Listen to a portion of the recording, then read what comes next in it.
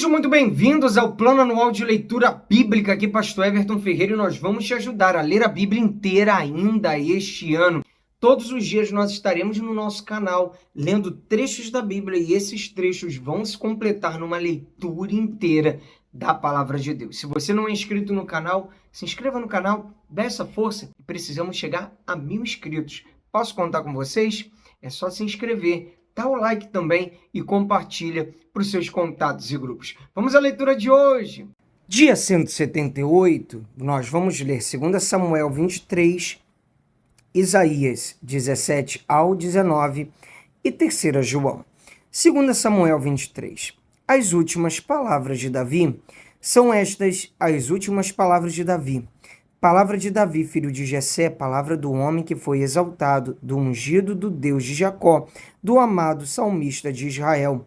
O Espírito do Senhor fala por meio de mim, e a sua palavra está na minha língua. O Deus de Israel falou. A rocha de Israel me disse, aquele que governa o povo com justiça, que domina no temor de Deus, é como a luz da manhã, quando sai o sol, como manhã sem nuvens, cujo esplendor, depois da chuva, faz brotar da terra a erva.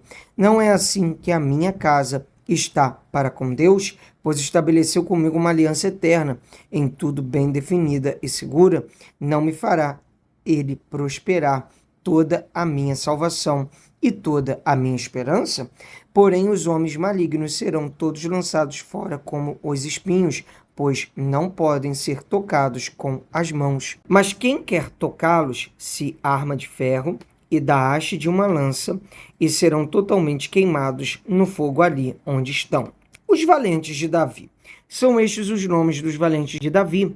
Josebe, Basebete, filho de Taquemone, o principal de 3. Este brandiu a sua lança contra 800 homens e os matou de uma só vez. Depois dele, Eleazar, filho de Dodô, filho de Aiú, entre os 3 valentes que estavam com Davi quando desafiaram os filisteus ali reunidos para a batalha.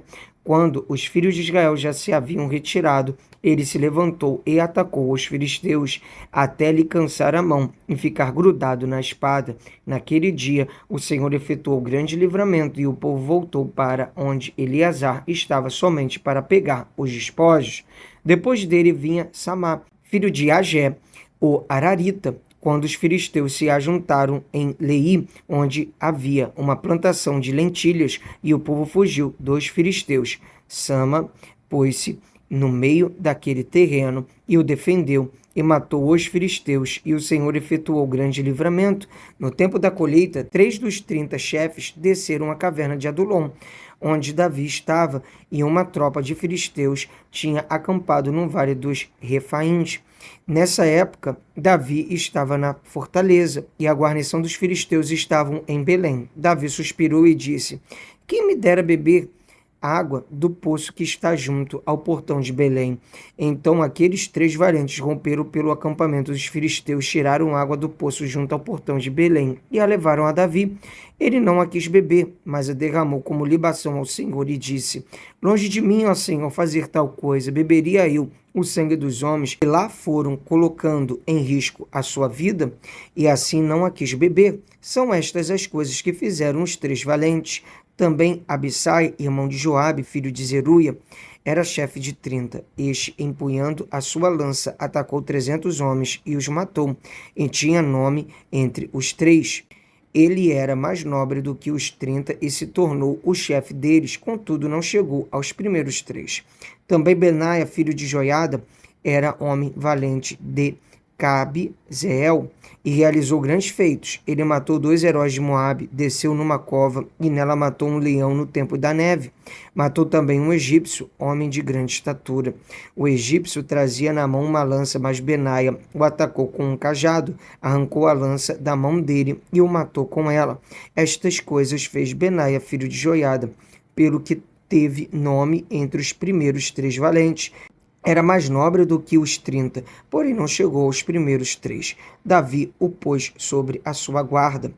Entre os 30 figuravam Azael, irmão de Joabe, Elanã, filho de Dodô, de Belém, Sama, Arudita, Elica, Arudita, Elis, Paltita, Ira, filho de Iques, Tecoíta, Abiezer, Anototita, Mebunai, Uzatita, Zalmon, Aioita, Maarai, Netofatita, Elebe, filho de Baaná, Netofatita, Itai, filho de Ribai, de Gibeá, dos filhos de Benjamim, Benaia, Piratonita, Idai, do ribeiro de Gaás, Abi-Albon, Arbatita, Ais, Mavete, Barumita, Eliaba, Sal, Bonita, os filhos de Jazem, Jonatas, Sama, Ararita, Aião, filho de Sar, Ararita, Elifalete, filho de Aasbai, filho de Umaacatita, Eliã, filho de Aitofel, Gilonita, Esrai, Carmelita, Paharai, Arbita, Igal, filho de Natã, de Zobá, Bani, Gadita, Zeleque, Amonita, Naarai, Beerotita, o que carregava as armas de Joabe, filho de Zeruia, Ira, Itrita, Garebe, Itrita, Urias, Eteu, ao todo eram 37. Vamos ler agora Isaías capítulo 17, profecia contra Damasco e Efraim. Sentença contra Damasco. Eis que Damasco deixará de ser cidade e será um montão de ruínas. As cidades de Aroer serão abandonadas, hão de ser para os rebanhos, que aí se deitarão, sem haver quem os espante.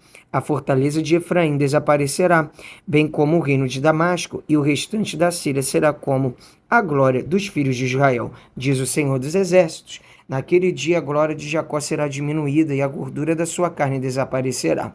Será como quando o cefeiro ajunta o trigo e com um braço colhe as espigas, será como quem colhe espigas no vale dos Refaíns, mas ainda ficarão algumas espigas, como no sacudir da oliveira, 2 ou 3 azeitonas na ponta do ramo mais alto, e 4 ou 5 dos ramos nos ramos mais produtivos, diz o Senhor, o Deus de Israel. Naquele dia as pessoas olharão para o seu Criador, e os seus olhos estarão voltados para o Santo de Israel. Eles não olharão para os altares, obra de suas mãos, nem voltarão os olhos para o que os seus dedos fizeram, nem para os postes da deusa Azerá, nem para os altares do incenso. Naquele dia, as cidades que eles fortificaram ficaram como os lugares abandonados no bosque ou no alto das montanhas, os quais no passado foram abandonados diante da chegada dos filhos de Israel, e haverá desolação. Porque você se esqueceu do Deus da sua salvação e não se lembrou da rocha da sua fortaleza, ainda que você faça belas plantações e plante mudas de fora, e no dia em que você as plantar, as fizer crescer, e na manhã seguinte as fizer florescer, ainda assim a colheita voará no dia da tribulação e das dores incuráveis. Ai do bramido dos grandes povos, que bramam como bramam os mares, e do rugido das nações, que rugem como rugem as águas impetuosas. As nações rugem como as muitas águas, mas Deus as repreenderá e fugirão para longe. Serão afugentadas como a palha dos montes diante do vento, e como pó levado pelo tufão. Ao anoitecer, eis que há pavor, e antes que amanheça o dia já não existe. Este é o destino daqueles que nos despojam e a sorte daqueles que nos saqueiam. Profecia contra a Etiópia. Ai da terra onde há o roçar de muitas asas de insetos, que está além dos rios da Etiópia, que envia embaixadores por mar em navios de papiro sobre as águas. Vão mensageiros velozes a uma nação de homens altos e de pele lustrosa, a um povo que é temido pelos de perto e de longe, a uma nação poderosa e esmagadora, cuja terra é dividida por rios. Todos vocês, habitantes do mundo, os moradores da terra, olhem bem quando a bandeira for levantada nos montes, quando a trombeta soar, escutem, porque o Senhor me disse, olhando na minha morada, estarei calmo como o ardor do sol, resplandecente como a nuvem do orvalho no tempo quente da colheita, porque antes da vindima caída já a flor. E, quando as uvas amadurecem, estão podadas os brotos com a foice, cortará os ramos que se estendem. Todos serão deixados para as aves dos montes e para os animais selvagens. Sobre eles as aves de rapina passarão o verão, e todos os animais selvagens passarão o inverno sobre eles. Naquele tempo será levado um presente ao Senhor dos Exércitos por um povo de homens altos e de pele lustrosa, povo que é temido pelos de perto e de longe, por uma nação poderosa e esmagadora, cuja terra é dividida por rios. Esse presente será levado ao lugar do nome do Senhor dos Exércitos, ao monte Sião. Profecia contra o Egito, sentença contra o Egito. Eis que o Senhor, cavalgando uma nuvem ligeira, vai indo para o Egito. Os ídolos do Egito estremecerão diante dele, e o coração dos egípcios se derreterá dentro deles, porque farei com que egípcios se levantem contra egípcios, e cada um lutará contra o seu irmão, e cada um contra o seu próximo, cidade contra cidade, reino contra reino. O espírito dos egípcios irá esmorecer dentro deles, e eu farei com que os planos deles fracassem. Eles consultarão os seus ídolos, encantadores, médiuns e feiticeiros. Entregarei os egípcios nas mãos de um senhor cruel, e um rei feroz os dominará, diz o Senhor dos Exércitos. As águas do mar baixarão, e o rio Nilo se tornará seco e árido. Os canais exalarão mau cheiro, e os braços do Nilo diminuirão até secar. As canas e os juncos murcharão, a relva que está junto ao Nilo, junto às suas margens, e tudo que foi semeado junto dele secarão. Serão levados pelo vento e desaparecerão. Os pescadores gemerão e lamentarão todos os que lançam anzóis no rio. E os que estendem redes sobre as águas desfalecerão. Os que trabalham em linho fino e os que tecem pano de algodão ficarão decepcionados. Os seus homens importantes serão esmagados, e todos os que trabalham por salário andarão de alma entristecida. Na verdade, os príncipes de Zoan não têm juízo. Os sábios conselheiros de Faraó dão conselhos estúpidos. Como vocês podem dizer ao Faraó: sou filho de sábios, filho de antigos reis? Onde estão agora os seus sábios? Que eles agora lhe anunciem ou informem o que o Senhor dos Exércitos determinou contra o Egito. Os príncipes de Zoan perderam o juízo, e os príncipes de Mênfis estão enganados. Os que são a pedra de esquina das suas tribos estão levando o Egito a andar errante. O Senhor derramou no coração deles um espírito de confusão. Eles fizeram o Egito andar errante em toda a sua obra, como o bêbado quando escorrega no seu próprio vômito. Para o Egito não há obra alguma que possa ser feita pela cabeça ou cauda, pela palma ou junco. O Egito e a Assíria voltarão para o Senhor. Naquele dia, os egípcios serão como mulheres, ficarão tremendo de medo quando se levantar a mão do Senhor dos Exércitos, que ele a agitará contra eles. A terra de Judá será um espanto para o Egito. Todo aquele que dela se lembrar ficará apavorado por causa da decisão que o Senhor dos Exércitos tomou contra eles. Naquele dia haverá 5 cidades na terra do Egito que falarão a língua de Canaã e farão juramento ao Senhor dos Exércitos. Uma delas se chamará Cidade do Sol. Naquele dia o Senhor terá um altar no meio da terra do Egito, e na fronteira do país será levantada uma coluna em honra do Senhor. Servirá de sinal e de testemunha ao Senhor dos Exércitos na terra do Egito. Quando eles clamarem ao Senhor por causa dos opressores, ele lhes enviará um salvador e defensor que os há de livrar. O Senhor se dará a conhecer ao Egito, e os egípcios conhecerão o Senhor naquele dia. Eles o adorarão com sacrifícios e ofertas de cereais, e farão votos ao Senhor, e os cumprirão. O Senhor ferirá os egípcios, ele os ferirá, mas depois os curará. Eles se converterão ao Senhor, e ele lhes atenderá às orações e os curará. Naquele dia haverá uma estrada do Egito até a Síria, e os assírios irão ao Egito, e os egípcios irão à Síria, e os egípcios adorarão com os assírios. Naquele dia Israel será o terceiro com os egípcios e os assírios. Uma bênção no meio da terra. O Senhor dos Exércitos os abençoará, dizendo: bendito seja o Egito, meu povo, bendito seja a Assíria, obras de minhas mãos, e bendito seja Israel, minha herança. Vamos ler agora 3 João, prefácio e saudação. O presbítero ao amado Gaio, a quem eu amo na verdade.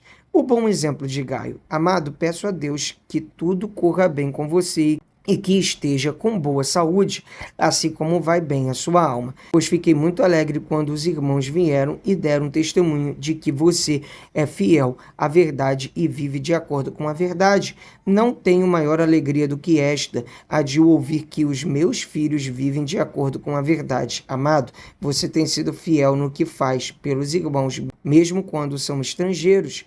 Estes deram testemunho diante da igreja do amor que você tem.